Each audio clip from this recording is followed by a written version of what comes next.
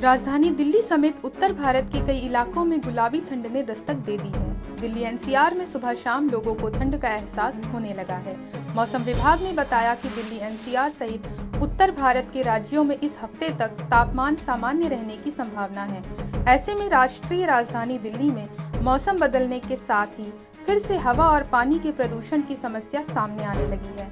खैर, दिल्ली में वायु प्रदूषण की समस्या कोई नई नहीं है, बल्कि ये आम बन चुकी है और विशेषकर सर्दियों के मौसम में ये अपनी चरम सीमा पर होती है। सर्दियों के मौसम में दिल्ली की हवा में अक्सर उतार चढ़ाव देखने को मिल जाता है। ऐसे में एक बड़े तबके की आबादी जो देश की राजधानी दिल्ली में रहती है, उनके लिए ये परिस्थितियां काफी गंभीर समस्या का रूप ले लेती हैं। इससे आम जनों का सांस लेना तक मुश्किल हो जाता है। पिछले कुछ दिनों से दिल्ली और आसपास के इलाकों में वायु गुणवत्ता भी खराब श्रेणी में पहुंच गई है, जिससे दिल्ली और उसके आसपास के इलाके में जहरीली हवा लोगों के स्वास्थ्य पर बुरा असर डाल रही है। वहीं हर साल की तरह यमुना नदी पर जहरीली सफेद झाग का कब्जा हो गया है। दिवाली और छठ से पहले दिल्ली में रहने वालों के लिए ये गंभीर चिंता का विषय बन गया है। ऐसे में यमुना के पानी में जहरीले झाग के आने से सरकार और प्रदूषण कंट्रोल करने वाली एजेंसियों पर कई सवाल खड़े हो रहे हैं। साथ ही इस विषय पर किस तरह के प्रशासनिक कदम उठाए जाएंगे, इस पर भी सवाल है। दरअसल राजधानी दिल्ली में प्रदूषण का लेवल दिवाली से पहले ही खतरनाक लेवल पर पहुंच गया है। आमतौर पर दिवाली के बाद दिल्ली की हवा खराब होती है, लेकिन इस बार सर्दियों की दस्तक से पहले ही प्रदूषण काफी बढ़ गया है। दिल्ली के कई इलाकों में वायु गुणवत्ता सूचकांक यानी AQI 350 के पार चला गया है। हवाओं की कम हुई रफ्तार की वजह से प्रदूषण और भी बढ़ गया है। ऐसे में अगले कुछ दिनों तक प्रदूषण का स्तर खराब बने रहने की संभावना है। वहीं बढ़ते प्रदूषण के बाद कई लोगों ने सांस लेने में तकलीफ की शिकायत भी की है। कई लोगों को लगातार खांसी और छींक आ रही है। एम्स के डॉक्टरों का कहना है कि सांस लेने में दिक्कत और त्वचा की समस्याओं के साथ आने वाले मरीजों की संख्या में काफी वृद्धि हुई है। एम्स दिल्ली में ENT विभाग के डॉक्टरों का कहना है कि नाक में जलन, गले में खराश और लगातार सूखी खांसी के साथ आने वाले मरीजों की संख्या में बढ़ोतरी देखी जा सकती है। हालांकि राजधानी में बढ़ते प्रदूषण को लेकर दिल्ली सरकार की ओर से कई कदम उठाए जा रहे हैं। आम आदमी पार्टी ने 18 अक्टूबर को इसके लिए दिल्ली सचिवालय में इमरजेंसी मीटिंग भी की, जिसके तहत कई जगहों पर पानी का छिड़काव भी टैंकर के जरिए शुरू किया गया है, लेकिन फिलहाल इसका असर नहीं दिख रहा है। ऐसे में दिल्ली में वायु और जल प्रदूषण को लेकर बीजेपी ने आम आदमी पार्टी की सरकार और अरविंद केजरीवाल पर तीखा हमला बोला है। बीजेपी ने कहा है कि आप सरकार का प्रदूषण कम करने का कोई इरादा नहीं है। वे इस मुद्दे पर सिर्फ आरोप प्रत्यारोप का खेल खेलती है। बीजेपी सांसद मनोज तिवारी ने कहा कि पिछले 10 सालों से दिल्ली में काबिज आप सरकार का प्रदूषण कम करने का कोई इरादा नहीं है। प्रदूषण फिर से खतरनाक होता जा रहा है। नदी और हवा प्रदूषित हो रही है। लोगों को मुश्किलों का सामना करना पड़ रहा है।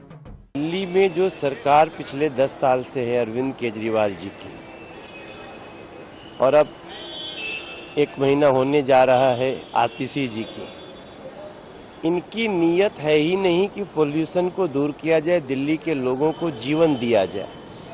आज फिर से पोल्यूशन जानलेवा हो रहा है।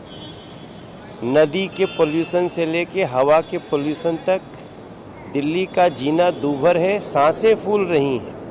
अभी तो शुरुआत ही है, अभी देखिए आगे क्या क्या होगा।